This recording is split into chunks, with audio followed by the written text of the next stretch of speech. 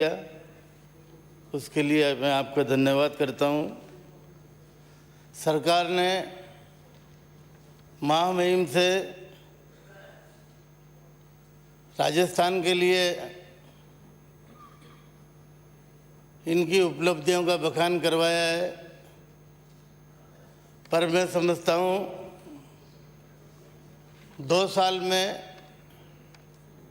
विकास के नाम पर कोई काम किसी गांव में, किसी जिले में कहीं पर भी कोई काम देखने को नज़र नहीं आता सिवाय कोटा के। मैं सभापति महोदय यह निवेदन करना चाहूँगा, वसुंधरा जी के शासन के समय राजस्थान की सरकार ने वसुंधरा जी के नेतृत्व में राजस्थान को अग्रणी प्रदेश बनाने के लिए कई सारी फ्लैगशिप योजनाएं चलाई, लेकिन उन ज़्यादातर स्कीम्स को या तो बंद कर दिया गया है या उनका नाम बदल दिया गया है।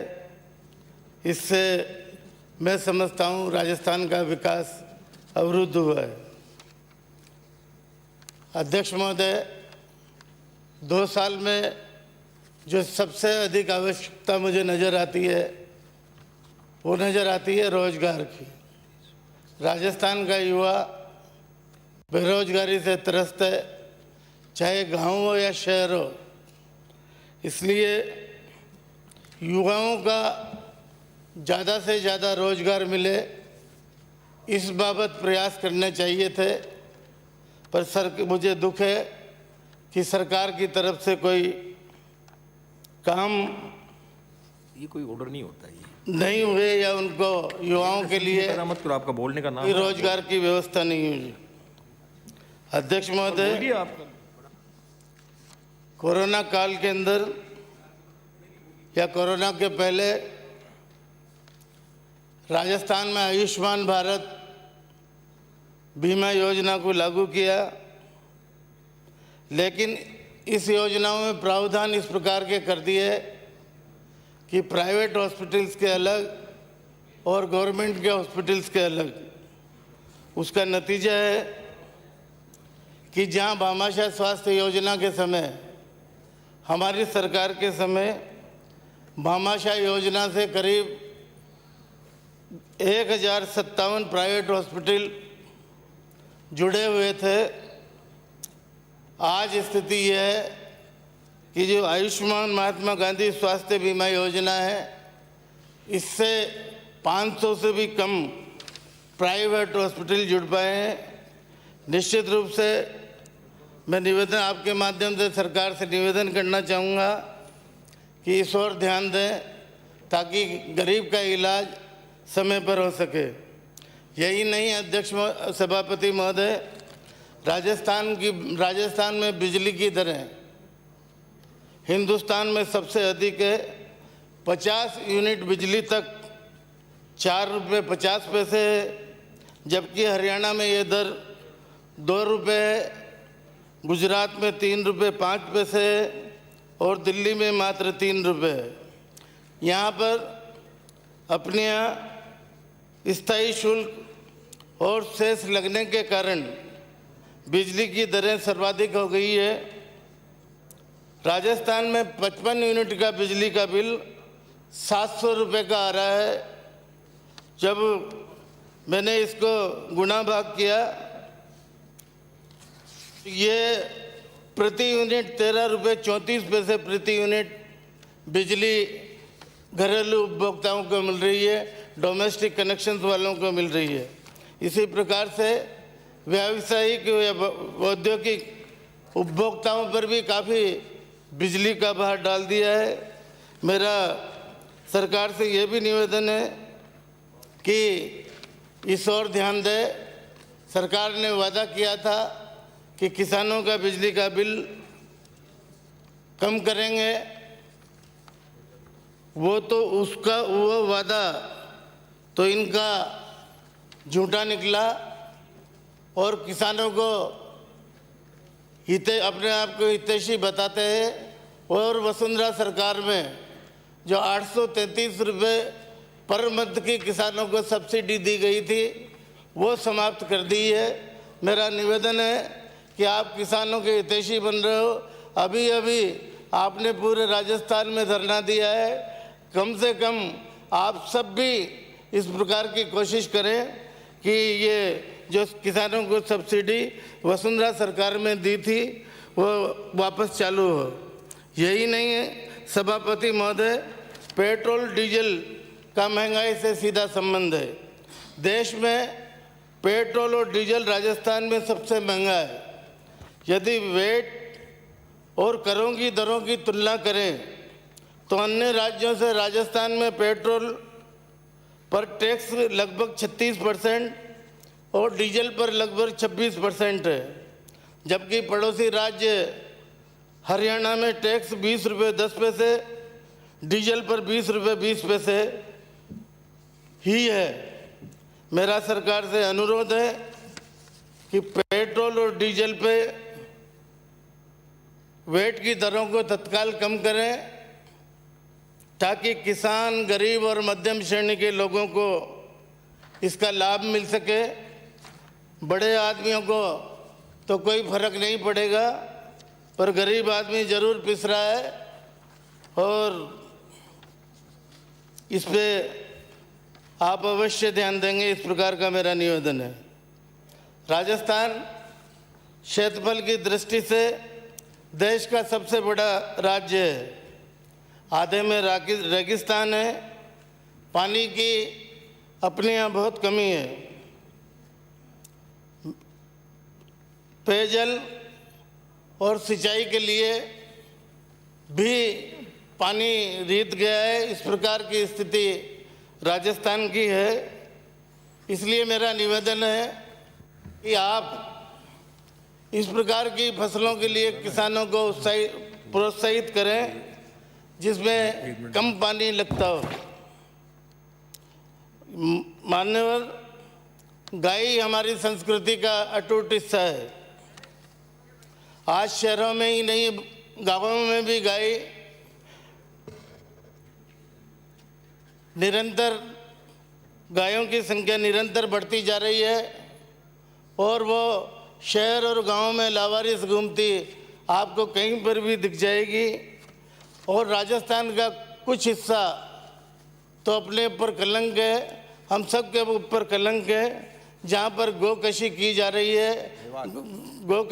रही है और गायों का वो एक तरह से कत्लेआम हो रहा है उनका। ये हमारे लिए कलंक है।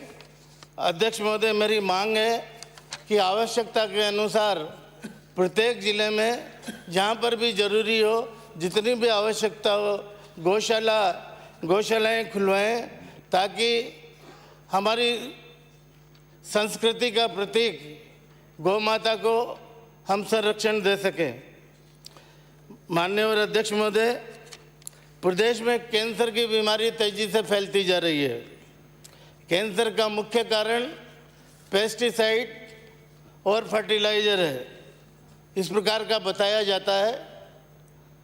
इनकी रोकथाम के लिए माननीय और मेरा निवेदन है कि हम सबको ऑर्गेनिक खेती की तरफ मुड़ना चाहिए।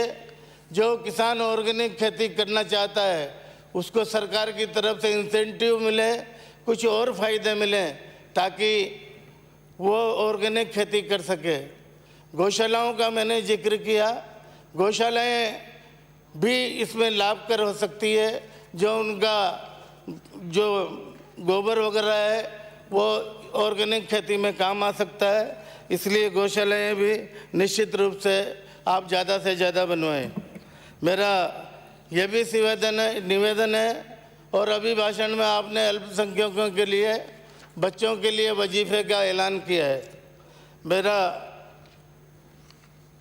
मेरा यही कहना है कि अल्पसंख्यकों के लिए आपने ज़्यादा कुछ नहीं किया है, खाली उपलब्धियां का जिक्र मात्र किया है ताकि अल्पसंख्यक समुदाय खुश हो सके। वाई लूटने का प्रयास किया है। मान्यवर, दुर्भाग्यपूर्ण यह है कि अल्पसंख्यक के नाम से मात्र मुसलमानों को देखा जाता है। जैन, सिख, ईसाई, हम सब लोग भी अल्पसंख्यक हैं। हमारे लिए भी सरकार को सोचना चाहिए कि और हमारे लिए भी कोई इस प्रकार की योजनाएं अलग से बनाई जानी चाहिए।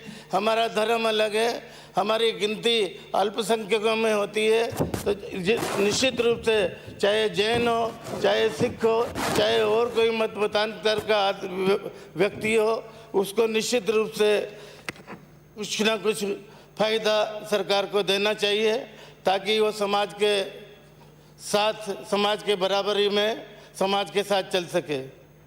यही नहीं, वसुंधरा जी ने अन्नपूर्णा योजना चालू की थी कि गरीब को 8 रुपये में खाना और 5 रुपये में नाश्ता मिल सके।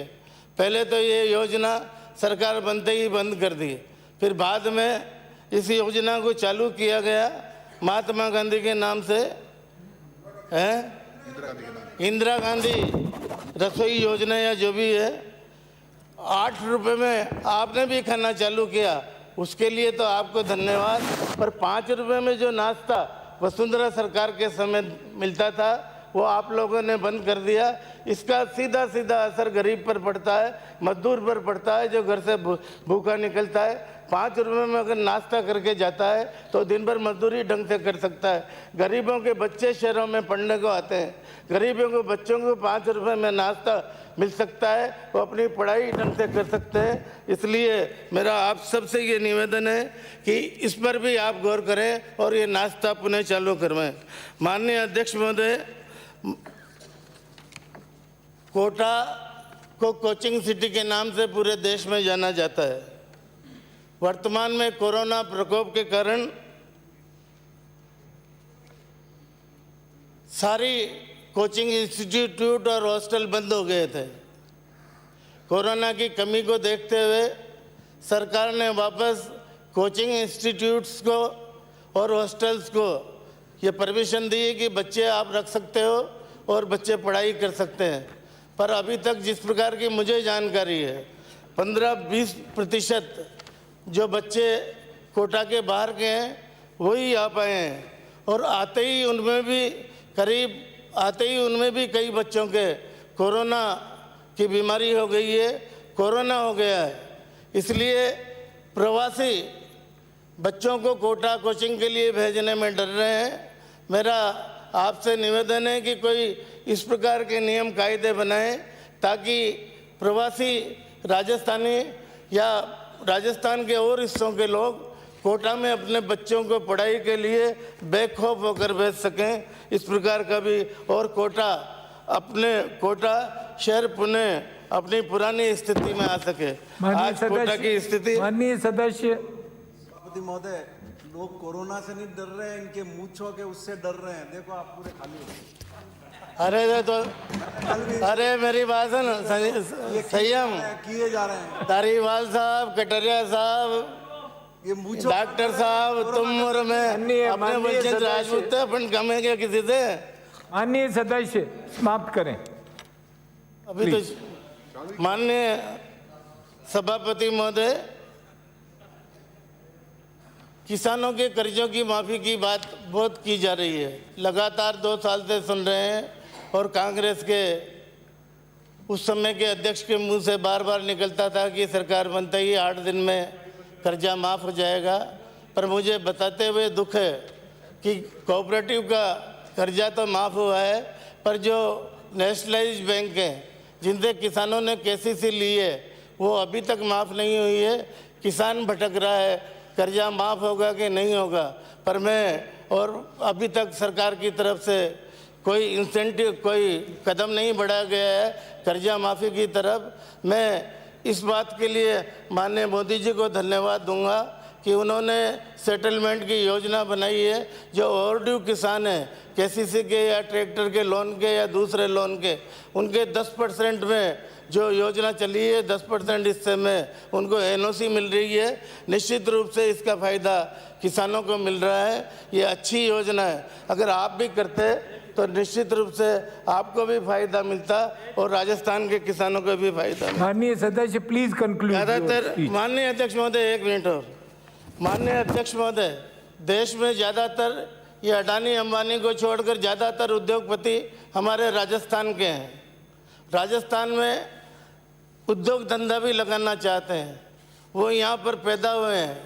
वो यहाँ की मातृभूमि से प्रेम, अपनी मातृभूमि से प्रेम करते हैं। पर सरकार की तरफ से इस प्रकार की कोई योजना बने कि वो अन्य प्रदेशों में जिस प्रकार से इंडस्ट्री लगा रहे हैं अपने स्टेट की तरफ आकर्षित हों। उनके भी मन में है कि हमने पैसा कमाया है, हम भी हमारी मातृभूमि की रक्षा करें। पर सुविधाओं के अभाव में वो इस प्रकार यहाँ पर राजस्थान में इंडस्ट्री नहीं लगा पा रहे हैं। मैं ये उद्योग मंत्री जी भी यहाँ पर विराजमान है। मैं निवेदन करना चाहूँगा कि आप इस ओर विशेष ध्यान देंगे। मान्यवर, सड़क विकास की पहली कड़ी है और सड़कों की स्थिति इस प्रकार की है कि पिछले 2 वर्षों में ऐसा लगता है कि पीडब्ल्यूडी के ताला ही लग गया है। माननीय सदस्य प्लीज बारह का जिक्र करूं। Already you are 6 Vasundhara minutes about. सरकार के समय के 38 करोड़ रुपए तो सड़कों के और 6.5 करोड़ रुपए जिन ठेकेदारों ने बिल्डिंग का काम किया उनके आज दिन तक बकाया है। 2 साल में पीडब्ल्यूडी में किसी भी प्रकार का कोई काम नहीं हो पा रहा है। 500 तक की आबादी के सब गांव जुड़ गए हैं 2001 की जनसंख्या के हिसाब से। आज 2021 है। मेरी मांग है कि 2021 में जिन गांवों की संख्या 500 या 500 से अधिक हो गई है उनको सड़क से जोड़ने के लिए भी आप कोई प्लान तैयार करें और उन गांवों को शीघ्रता शीघ्र सड़क से जुड़वाएं। बाकी से राजकुमार रोड, एक और साहब, एक और दुर्भाग्य से पिछले 2 वर्षों में कानून व्यवस्था की जिस प्रकार की स्थिति हुई है यह किसी से छिपी हुई नहीं है। पर मेरा एक ही निवेदन है कि राजस्थान में साइबर क्राइम जिस प्रकार से बढ़ रहा है, साइबर क्राइम के लिए हमारी पुलिस एक्सपर्ट नहीं है। इसलिए मेरा निवेदन है कि साइबर क्राइम की पुलिस को अलग से ट्रेनिंग करवाएं ताकि इस नई बीमारी को रोका जा सके। शेखावाटी में जिस प्रकार से गैंगवार बढ़ रहे हैं, जिस प्रकार से हम रात दिन सुनने को मिलता है, उस पर भी अंकुश लगाने के लिए सरकार को ठोस कदम उठाना चाहिए। धन्यवाद सभापति महोदय का जिक्र इन्होंने अभी भाषण में किया। मात्र राजस्थान में 2.5 लाख बच्चों को ही बेरोजगारी भत्ता मिल रहा है, वो भी समय पर नहीं मिल रहा है। मेरी मांग है कि और भी जो बेरोजगारी भत्ते के क्राइटेरिया में आते हैं उन सब बच्चों को रजिस्ट्रेशन करके बेरोजगारी भत्ता दिया जाए। मेरा अंत में यही निवेदन है कि आज राज्यपाल महोदय के अभिभाषण पे केंद्र सरकार के साथ नहीं होगा। तालमेल बिठाकर प्लीज फिनिश योर।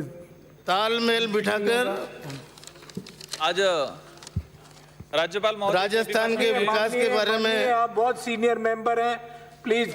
अरे साहब इम्पोर्टेंट बात है। प्लीज इम्पोर्टेंट तो सब कुछ है लेकिन अब the time is over now. Mister Roth, आज जो राजकुमार रोत। चलो साहब, देश की जो धन्यवाद। स्थिति बनी हुई है और राज्यपाल महोदय ने जो अभिभाषण में सरकार के जो विषय हैं,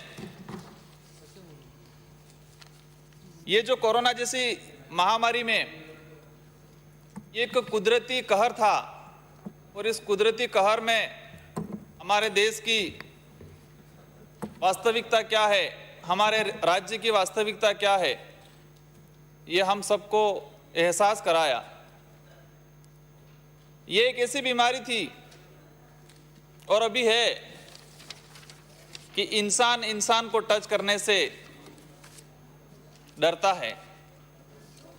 और इस विकट परिस्थिति में मैं इस पूरे सदन को आपके माध्यम से धन्यवाद देना चाहूँगा कि सभी ने राजनीतिक अपनी जो पार्टियां हैं उनसे उठकर और माननीय गहलोत साहब को साथ दिया और राजस्थान में इस कोरोना जैसी महामारी से निपटने के लिए सभी ने अच्छा काम किया। इस समय जो हमने देखा कि हमारे लोगों की क्या स्थिति है, हमारे राज्य की क्या स्थिति है, हम कितने मजबूत हैं, हमारा देश कितना मजबूत है, ये उस विकट परिस्थिति में देखने को मिला कि हमारे पास क्या, हमारे लोग किस स्थिति में हैं। मेरा जो विधानसभा क्षेत्र है 84 विधानसभा, जो डूंगरपुर और जो राजस्थान और एमपी का बॉर्डर पड़ता है, और उस बॉर्डर पर जो स्थिति बनी थी उस समय, जो गरीब लोग मजदूर थे, जो गुजरात मजदूरी के लिए गए थे, और उनको उस लॉकडाउन में सारी जो परिवहन की सुविधा थी बंद कर दी, तो पैदल पैदल 600-700 किलोमीटर तक चल के आ रहे थे। एक दिन ऐसा था कि माननीय प्रधानमंत्री जी ने कह दिया कि किसी भी जिले में कोई मूवमेंट नहीं होगा, और मूवमेंट होगा तो संबंधित जिला कलेक्टर, जिला अधीक्षक के खिलाफ कार्रवाई होगी, पुलिस अधीक्षक के खिलाफ। सारे कलेक्टर डरने लगे। वहां पर रतनपुर बॉर्डर पड़ता है, उस बॉर्डर पे ये स्थिति बनी थी कि उधर से कलेक्टर, जो जिला प्रशासन है, वो लोगों को इधर धकेल रहा है, और इधर जिला प्रशासन लोगों को इधर धकेल रहा है।